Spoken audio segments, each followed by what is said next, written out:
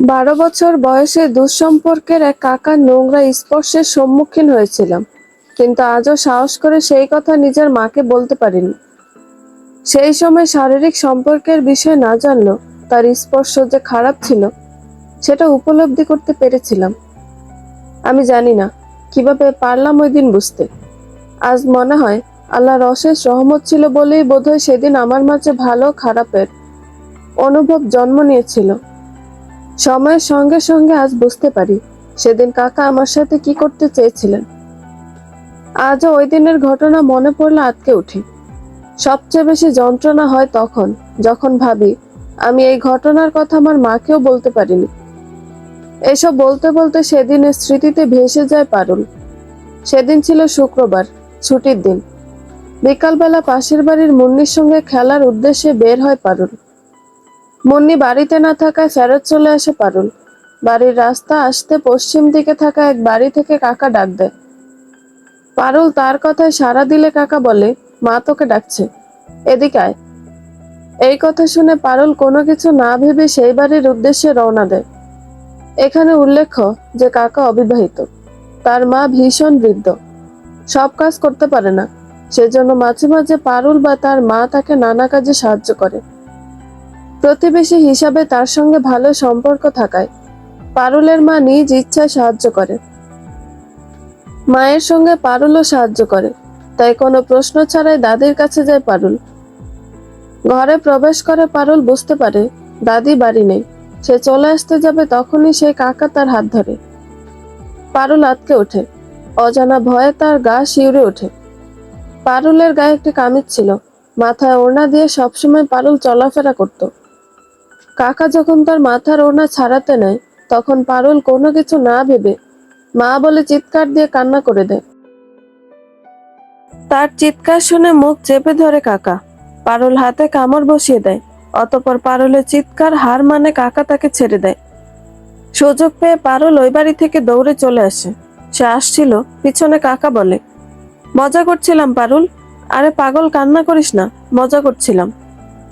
পারুল কোনো কথা না ভেবে কান্না করতে করতে চলে আসে। তবে সেই ঘটনার কথা সাহস করে তার পরিবারকে বলতে পারে না, কারণ সে এমন এক পরিবারে জন্ম নিয়েছে যেখানে সম্মানই বড়।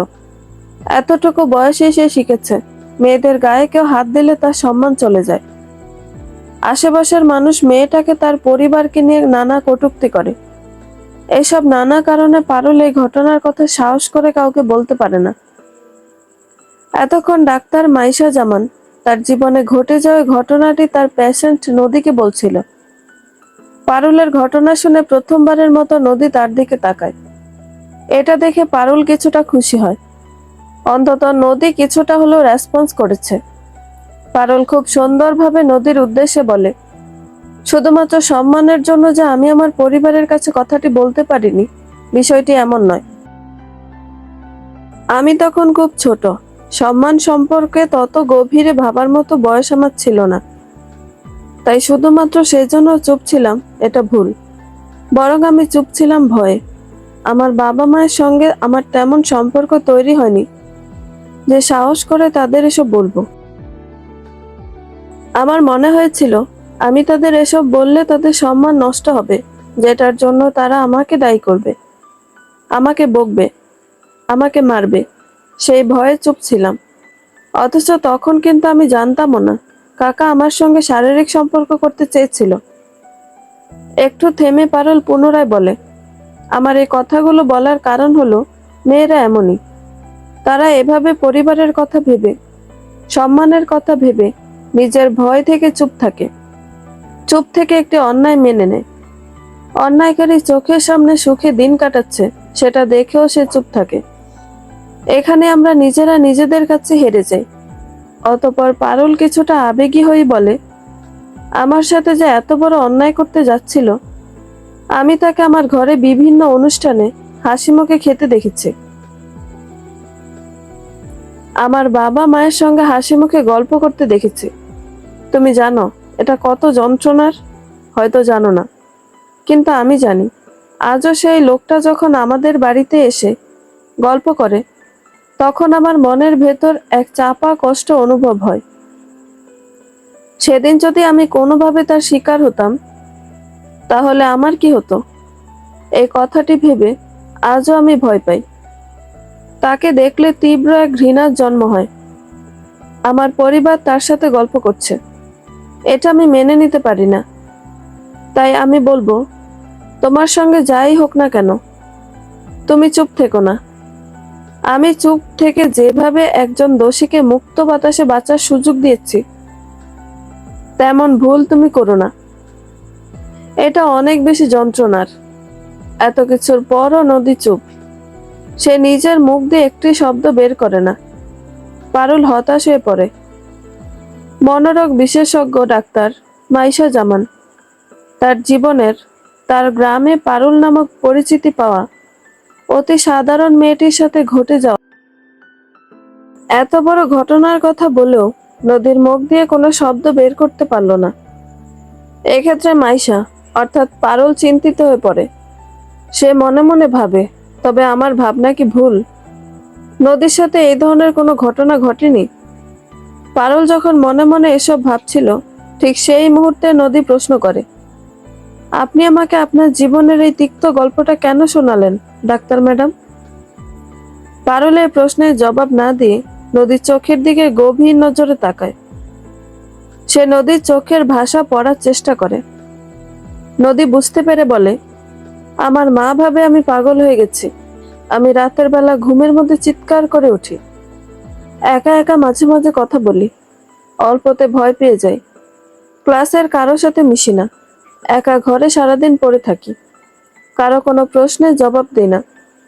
এগুলো সব আমার পাগল হওয়ার লক্ষণ। সেটা ভেবে আমার মা আপনার কাছে নিয়ে আসলো। একজন পাগলের সাথে আপনার ঘটনার কোনো মিল রয়েছে? নদীর এসব কথা শুনে অভিজ্ঞ মনোরোগ বিশেষজ্ঞ বুঝতে পারে সে যা ভাবছে সেটাই সঠিক। নদীর ঘাড়ের চিহ্ন, তার নিশ্চুপ হয়ে যাওয়া, তার ভয়, হঠাৎ চিৎকার করে ওঠা, সবই তার নির্যাতনের বহিঃপ্রকাশ, যেটা তাকে মানসিকভাবে ট্রমাটিক করে তুলেছে। পারুল এবার নদীর প্রশ্নের জবাবে সুন্দরভাবে বলে, আমার গল্পটা তোমাকে এজন্য বললাম কারণ আমি বিশ্বাস করি প্রত্যেক মেয়ের জীবনে এমন খারাপ সিচুয়েশন রয়েছে, যার নেই তার কাছে গিয়ে জিজ্ঞেস করলে বুঝতে পারবে। সে সরাসরি এসবের শিকার না হলেও কারো নোংরা চোখের নোংরা ভাষার শিকার ঠিকই হয়েছে। তো আমি জানতে চাচ্ছি, তোমার জীবনে এরকম কোনো ঘটনা নেই তো? নদী এই কথা শুনে আতঙ্কিত চোখে পারুলের দিকে তাকায়। পারুল যথেষ্ট শান্তভাবে জিজ্ঞেস করে, কেউ তোমার সাথে খারাপ করেছে?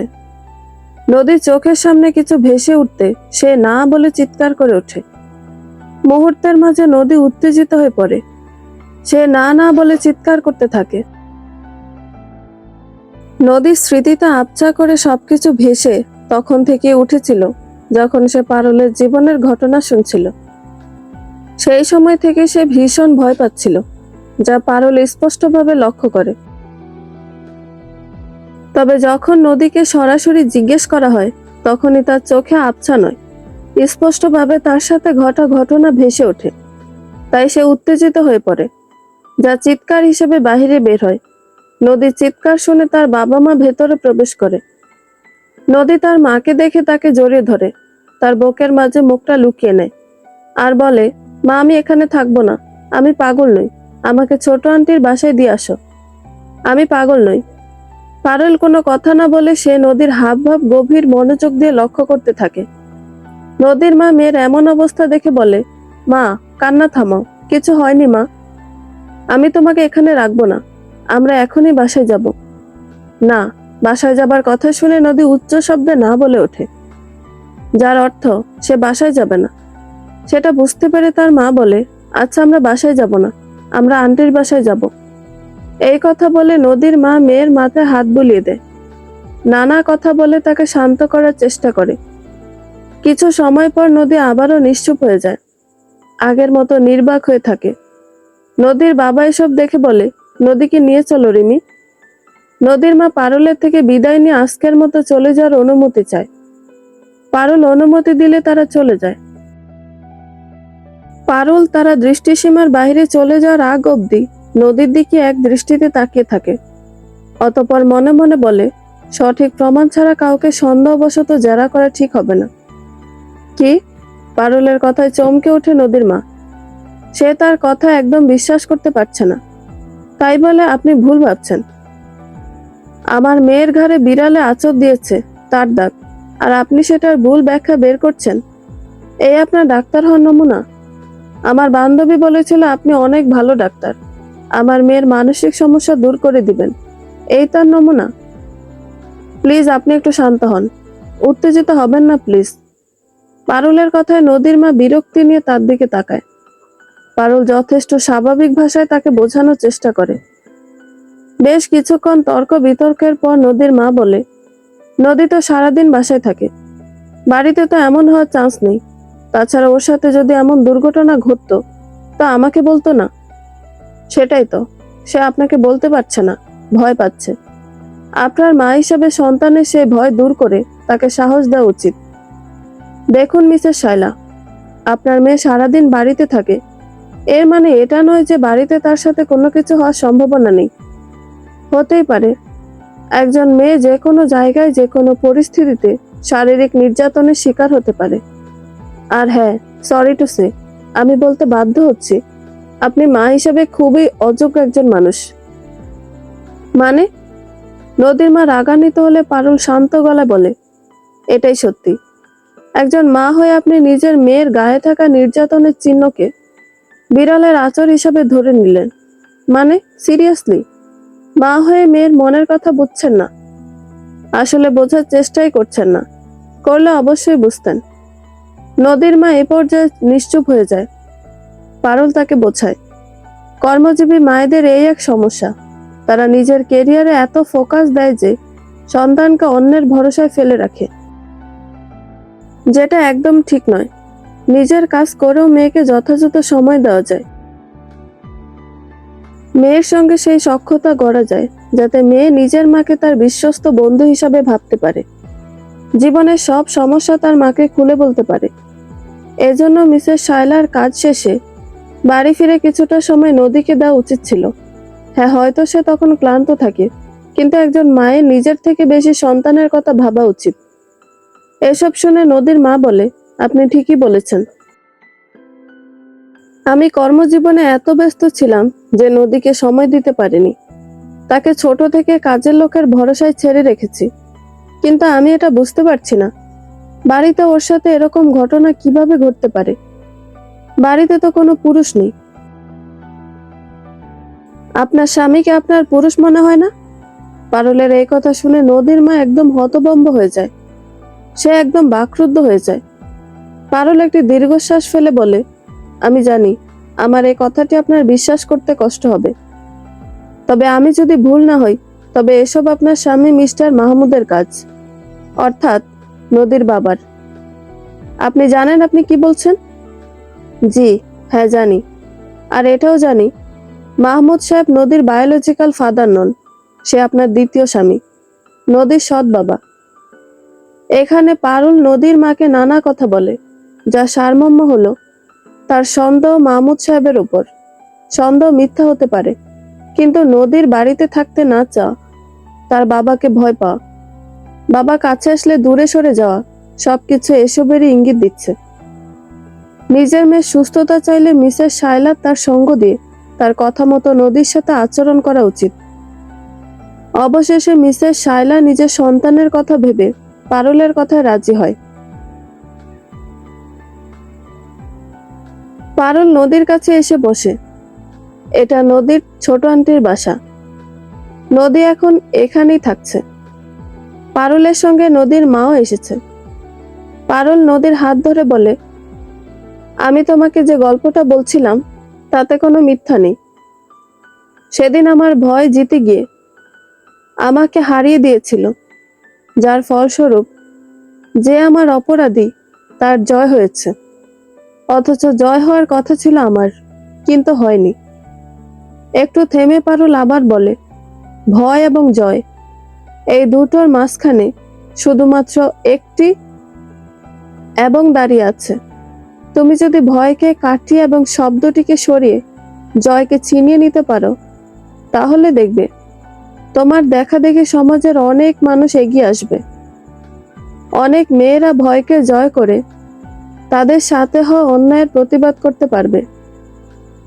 তাই এবার তোমাকে সিদ্ধান্ত নিতে হবে, তুমি ভয়কে বেছে নিবে নাকি জয়কে ছিনিয়ে নিবে। পারুল এভাবে নানা কথা বলে নদীকে বোঝায়। নদীর মাও মেয়েকে জড়িয়ে অনেক আশ্বাস দেয় তার সাথে যা হয়েছে তা বলার জন্য। নদীর মা মেয়েকে বুকে জড়িয়ে কান্নায় ভেঙে পড়ে। তারপর বলে, আমি মা হিসাবে ব্যর্থ, আমি তোর খেয়াল রাখতে পারিনি। কিন্তু মা, তুই ভয় পাস না, বিশ্বাস কর, তোর মা তোর খারাপ চায় না, সে তোর জন্য সব করবে। তোর সাথে যাই হয়ে যাক না কেন, যেই তোকে ভয় দেখাক না কেন, তুই নির্ভয়ে সবটা বল। আমি তোকে কথা দিচ্ছি, তোর হয়ে যা করা লাগে সেটা আমি করব। তোর এই মা তোর জন্য সব করবে। এসব শুনে নদী যখন কিছু বলতে যাবে তখন তার বাবা মাহমুদ চলে আসে। তাকে দেখে নদী চুপ হয়ে যায়, ভয় পেয়ে মাকে আঁকড়ে ধরে। এই প্রথম নদীর এমন আচরণ দেখে নদীর মায়ের পারুলের কথাই সত্যি বলে মনে হচ্ছে। এভাবে কিছুদিন কেটে যায়। নদীর মা এবং পারুল মিলে তাকে নানাভাবে সাহস দেয়, মোটিভেট করে। তবে এসবে মাহমুদ বিরক্ত হচ্ছিল।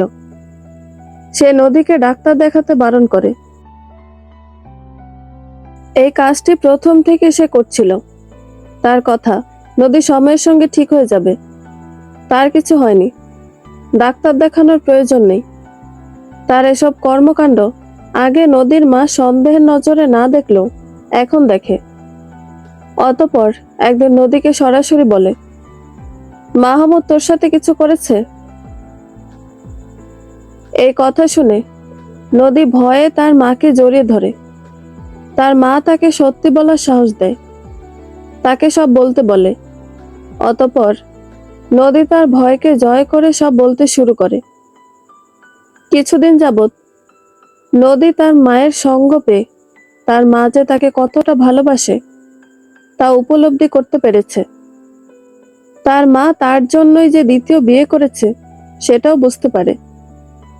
এতদিন তো তার মা তাকে সময় দেয়নি, তাই নদীর মনে হতো তার মায়ের তার প্রতি টান নেই, তার মা মাহমুদকে ভালোবাসে, তাই তার কথা দাম দেবে না। তাছাড়া যখন ঘটনাটি করে তারপর সে তার মাকে অনেকবার বলতে চেয়েছিল, কিন্তু তার মায়ের তার কথা শোনার সময় হয়নি।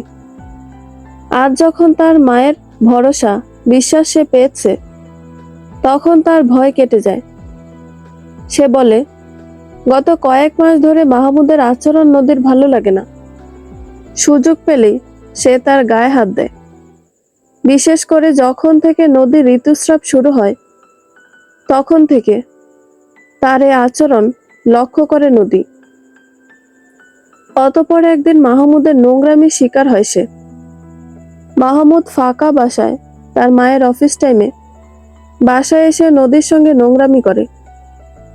সেদিন নদী অনেক চিৎকার করছিল বলে তার বাবা নামক জানোয়ার তার মুখ ওড়না দিয়ে বেঁধে দিয়েছিল। সেই ঘটনার পর নদী তার মাকে সবটা বলতে চেয়েছিল কিন্তু পারেনি। মাহমুদ তাকে অনেক ভয় দেখিয়েছিল, যার ফলস্বরূপ দিনের পর দিন মাহমুদ তার সাথে খারাপ করতে শুরু করে। এক পর্যায়ে এসব সহ্য করতে না পেরে নদী মানসিকভাবে ভেঙে পড়ে। তার নানা মানসিক সমস্যা দেখা দেয়। সে রাতে ঘুমাতে পারে না, ঘুমাতে গেলে ওসব খারাপ স্মৃতি চলে আসে। সে ভয়ে সিটিয়ে যায়।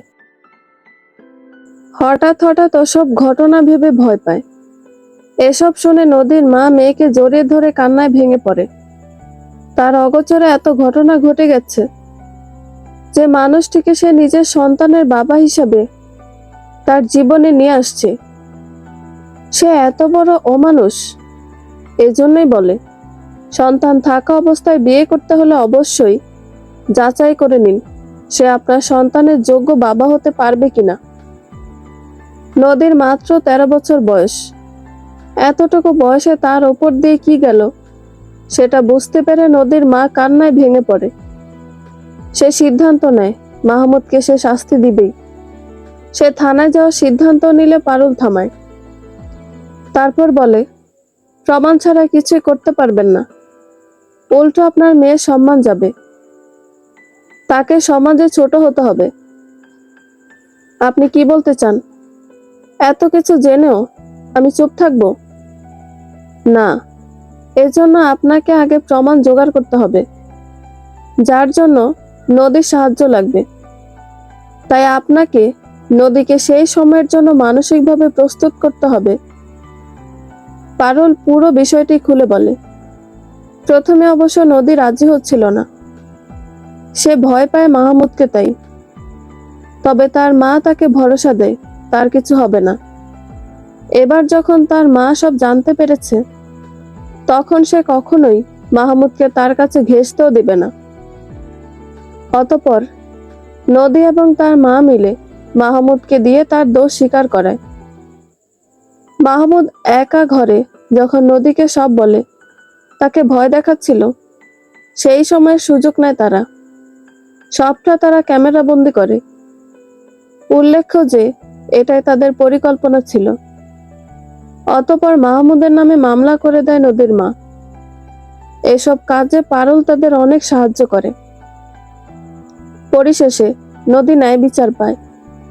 সে এবং তার মা নতুন করে নিজেদের জীবন শুরু করে।